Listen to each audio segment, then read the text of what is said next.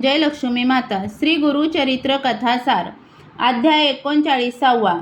अश्वत्थ महात्म्य. वृद्ध वंद्यांना संतान प्राप्ती. श्री गणेशाय नमः. सिद्ध म्हणाले, नामधारक, पुढे एक अपूर्व घटना घडली. मी तुम्हाला सांगतो, ऐका. गाणगापुरात शौनक गोत्रातील अपस्तंभ शाखेचे एक ब्राह्मण होते. त्यांचे नाव सोमनाथ. ते वेदशास्त्र संपन्न होते. गंगा या त्यांच्या पत्नी. त्या सुशील आणि पतिव्रता होत्या. त्या 60 वर्षांच्या होत्या. मुलबाळ नसल्यामुळे लोक त्यांना वंद्या म्हणून हिणवत असत. त्या श्रीगुरूंची भक्ती करायच्या, त्यांचे नित्य दर्शन घ्यायच्या व त्यांना निरांजनाने ओवाळायच्या. या त्यांच्या सेवेने श्रीगुरू प्रसन्न झाले. ते त्यांना म्हणाले, तुमच्या मनात काय इच्छा आहे, ती इच्छा नारायणांच्या व शिवजींच्या कृपाप्रसादाने नक्की पूर्ण होईल. गंगाबाईंनी त्यांना वंदन केले व म्हणाल्या, स्वामी, मी संततीहीन आहे म्हणून लोक माझी निंदा करतात. माझे तोंडही पाहू नये असे म्हणतात. जिला मूल नाही तिच्या जगण्याला काही अर्थच नाही. संतती नसणाऱ्याला स्वर्गप्राप्ती नाही, त्याच्या पितरांचाही उद्धार होत नाही. संतती वाचून घर म्हणजे अरण्यच. मी स्नानासाठी नदीवर जाते, तिथे अन्य स्त्रिया आपापली मुलेबाळे घेऊन येतात, त्यांना कौतुकाने खेळवतात. ते भाग्य मला लाभले नाही म्हणून मी व्यथित आहे. जळो माझे वक्षस्थळ. ज्यांना पुत्र पौत्रादी संतती आहे ते सुखी, त्यांना मरणोत्तर चांगली गती मिळते. आमच्यासारख्यांना मागे पिंडदान देणारे कोणीच नाही, त्यामुळे तिथेही अधोगतीच प्राप्त होणार. आता आमचे आयुष्य सरत आले आहे, म्हणून पुढे आम्हाला उत्तम जन्म मिळावा व त्यावेळी संतती संपन्न होण्याचे सद्भाग्य मला लाभावे, एवढीच इच्छा आहे. श्रीगुरूंनी त्यांची तळमळ जाणली. त्यांनी त्यांना आश्वासन दिले. म्हणाले, पुढील जन्माचे काय विचारता, त्यावेळी आत्ताचे काय आठवणार. तुम्ही माझी भक्तीने नित्य आरती करता म्हणून मी अतिशय संतुष्ट झालो आहे. त्यामुळे तुम्हाला याच जन्मात सुलक्षणी कन्या व पुत्र होतील असे खात्रीने समजा. ते ऐकून गंगाबाईंनी आपल्या पदराला गाठ मारली व श्रीगुरूंना म्हणाल्या, स्वामी, संततीची इच्छा धरून मी अनेक वर्षे दैवते पूजली, अनेक व्रत वैकल्य केले, तीर्थयात्राही केल्या. कोणी म्हणाले, तुम्ही अश्वत्थाची सेवा करा, तुमचे मनोरथ पूर्ण होतील. म्हणून मी आजन्म अश्वत्थाला प्रदक्षिणा घातल्या व मूर्खपणे आजही घालत आहे. आता मला 60वे वर्ष लागले आहे आणि मी विटाळाशीही होत नाही. मग मला आपत्ती कशी होणार. पण तुमचा आशीर्वाद खोटा ठरणार नाही हे मला माहीत आहे. तो पुढील जन्मी नक्की पूर्ण होईल. म्हणूनच मी पदराला शकुनाची गाठ मारली आहे.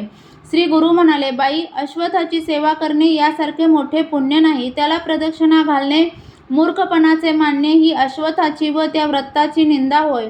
आता मी काय सांगतो ते नीट ऐका. भीमा अमरजा संगमावर एक मोठा अश्वत्थ आहे. त्याच्या खाली बसूनच मी नित्य अनुष्ठान करतो. अश्वत्थामध्ये भगवान नारायण वास करतात, म्हणून तुम्ही त्या अश्वत्थाची व आमची सेवा करा.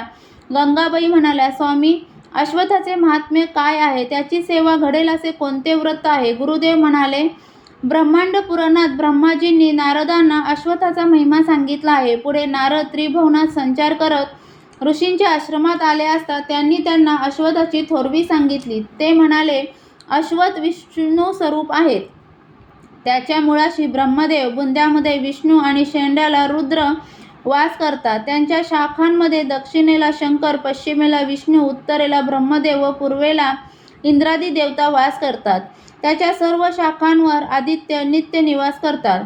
त्यांच्या मुळाकुरात गो, ब्राह्मण, सर्व ऋषी, वेद आणि यज्ञ यांचे वास्तव्य आहे. पूर्वेकडील शाखांवर सर्व नद्या व सप्तसागरांचे वास्तव्य आहे.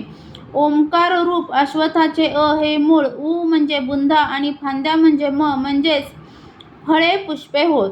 त्रिमूर्तींचा वास असलेल्या या पुण्यवृक्षावर 11 रुद्र व 8 वसु असे सर्व देव आहेत. म्हणूनच त्याला कल्पवृक्ष म्हणतात. त्याच्या सेवेने उपरोक्त सर्व देवांची सेवा घडते. त्यांच्या प्रसन्नतेने भाविकांचे मनोरथ पूर्ण होतात, कार्यसिद्धी होते. अश्वत्थाचे महात्म्य असे आगाध आहे. त्यानंतर नारदांनी ऋषींना अश्वत्थाची पूजा व आराधना कशी करायची ते नीट समजावून सांगितले. ते म्हणाले, चैत्र, आषाढ व पौष या महिन्यात गुरु, शुक्र व चंद्रबळ असणाऱ्या दिवशी अश्वत्थाची आराधना करावी. या व्यतिरिक्त दुसऱ्या कोणत्याही महिन्यात दिनशुद्धी पाहून व्रतारंभ केला तरी चालतो. या वृक्षाला रविवारी, सोमवारी, शुक्रवारी, संक्रांत दिनी, संध्यासमयी, रिक्त स्थितीस, अपराह्नकाळी म्हणजे 3ऱ्या प्रहरी, पर्वणी काळी, व्यतिपात योगावर, वैधृती आदी दुर्दिनी स्पर्श करू नये. हे व्रत करणाऱ्याने उपवास करावा, सुचरबीत असावे, निंदा करणे, खोटे बोलणे, जुगार खेळणे, पाखंड वर्तन करणे आदी गोष्टी टाळाव्यात. सकाळी मौन धरावे, सचैल स्नान करावे, शुभ्र वस्त्र नेसावे, अश्वत्थाखालची जागा गोमयाने सारवून घ्यावी, ती रांगोळीने सजवावी, कमळ आदी शुभाकृती काढाव्यात, 2 कलश भरून पाणी आणावे, ते कलश कमलाकृती रांगोळीवर ठेवावे, त्यात गंगा व यमुना आहेत असा संकल्प करावा, या कलशांची पूजा करावी, पुण्य हवा वाचन करावे, देशकालोच्चार करून आपली इष्टकामना सांगावी. मग कलशाने पाणी आणून अश्वत्थाला 7 वेळा स्नान घालावे. त्यानंतर व्रतकर्त्याने पुन्हा स्नान करावे. मग अश्वत्थाच्या ठायी अष्टभुज नारायणांचे देवी लक्ष्मीसहित ध्यान करावे. नारायणांनी पितांबर नेसलेला आहे व त्यांच्या हातांमध्ये शंख, चक्र, गदा, पद्म, खडक, खेटक, धनुष्य व बाण आदी आयुध व प्रतीके आहेत अशी कल्पना करावी. सर्व देवतांना आवाहन करावे. अश्वत्थरूप नारायणांची षडोपचारे पूजा करावी. त्यांना वस्त्राने किंवा सुताने वेढे द्यावेत. विष्णू सहस्त्रनाम किंवा पुरुष सूक्त म्हणत मंद गतीने प्रदक्षिणा घालाव्यात. प्रदक्षिणा पूर्ण झाल्यावर साष्टांग नमस्कार करावा. अश्वत्थ म्हणजे पुण्य वृक्ष, त्रिमूर्तींचे स्थान. त्याला प्रदक्षिणा घालण्याचे पुण्यफल काय वर्णन करावे. त्या सेवेने सर्व पातके नष्ट होतात, व्याधी व दोषांचे निवारण होते, कर्जभार उतरतो, भय, चिंता, ग्रहपीडा व संकटे नाहीशी होतात, सर्व इष्टकामना पूर्ण होतात. शनिवारी अश्वत्थाखाली मृत्युंजय मंत्राचा जप केल्याने अपमृत्यू टळतो, मनुष्य पूर्णायुष्य होतो. शनी अष्टक म्हटल्याने शनीची पीडा व साडेसातीचा त्रास होत नाही. गुरुवारी व अमावस्येला अश्वत्थाच्या सावलीत स्नान केल्याने ब्रह्महत्येचे पातक जाते. अश्वत्थाखाली एका ब्राह्मणाला भोजन दिल्याने कोटी ब्राह्मणांना अन्नदान केल्याचे पुण्य मिळते. अश्वत्थाखाली मंत्र जप केल्याने वेदपठणाचे पुण्य लाभते. अश्वत्थाची स्थापना करणाऱ्याच्या 42 पिढ्या स्वर्गात वास करतात, पण त्याच घरात त्याचा घात करणारा पितरांसहित नरकात जातो. अश्वत्थाखाली होम केल्याने महायज्ञाचे फळ लागते, संतती प्राप्ती होते. जेवढ्या प्रदक्षिणा घातल्या असतील त्याच्या दशांश आहुती घालून वेदोक्त विधीने हवन करावे. हवनाच्या 1/10 ब्राह्मण भोजन घालावे.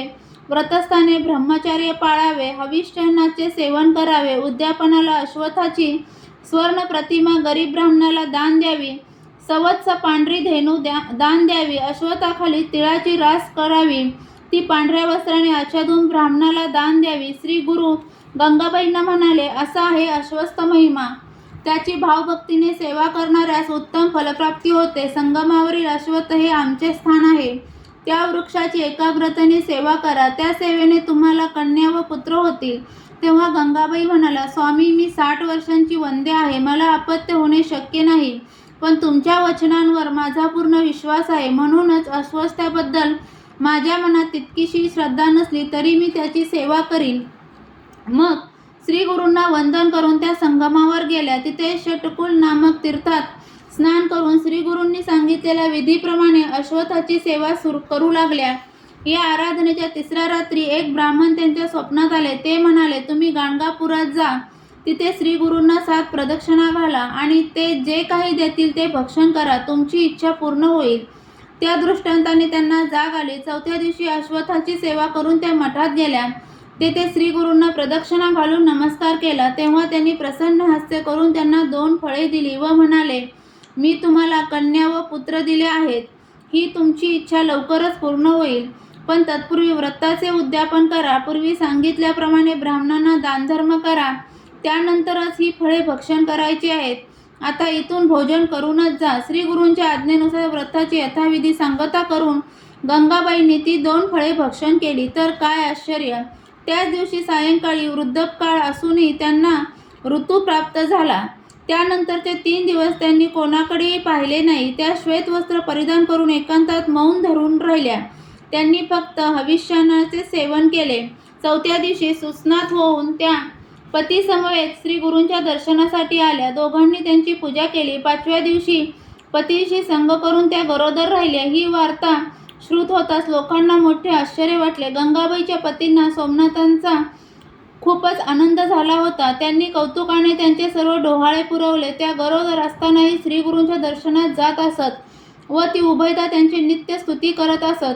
प्रसूतिकाल पूर्ण होताच त्यांना एक कन्या झाल्या. ज्योतिषांनी त्यांचे उत्तम जातक वर्तवले. कन्यारत्न प्राप्त झाले म्हणून सोमनाथांनीही खूप दानधर्म केला. 10 दिवसांनी ती पतिपत्नी कन्यांना घेऊन श्रीगुरूंच्या मठात आली. त्यांनी त्यांना प्रेमाने मांडीवर घेतले व म्हणाले, या कन्या शतायुष्य होतील, यांचे पती ज्ञानी असतील, यांना पुत्र पौत्र होतील, या सुखात आनंदात राहतील, यांच्या पतिव्रत्याची व धर्माचरणाची सर्वदूर ख्याती होईल, या सर्वांना वंद्य होतील, दक्षिणेचे भूपती यांच्या दर्शनासाठी येतील. गंगाबाई म्हणाल्या, गुरुदेव, तुमच्या कृपाप्रसादाने कन्या झाल्या, आता पुत्रमुख पाहण्याची इच्छा आहे. ते म्हणाले, तुम्हाला असे पुत्र व्हावेत असे वाटते, ते ज्ञानी असावेत असे वाटत असेल तर ते 30 वर्ष जगतील.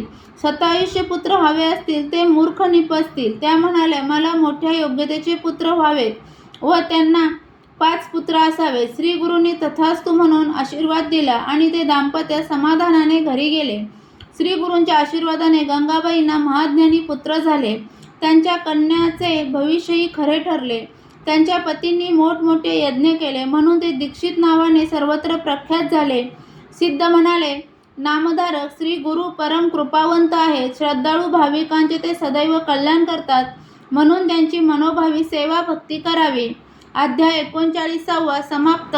श्री गुरुचरित्र कथासार यातील 39वा अध्याय वाचनाने किंवा ऐकण्याने मिळणारे फलश्रुती म्हणजे संतान प्राप्ती होईल, तसेच अश्वस्थ सेवेचे पुण्य मिळेल. श्री गुरुचरित्र कथासार यातील अध्याय तुम्हाला ऐकायला आवडत असतील तर चॅनलला सबस्क्राईब करा, व्हिडिओला लाईक आणि शेअर करा. व्हिडिओ पूर्ण ऐकल्याबद्दल धन्यवाद.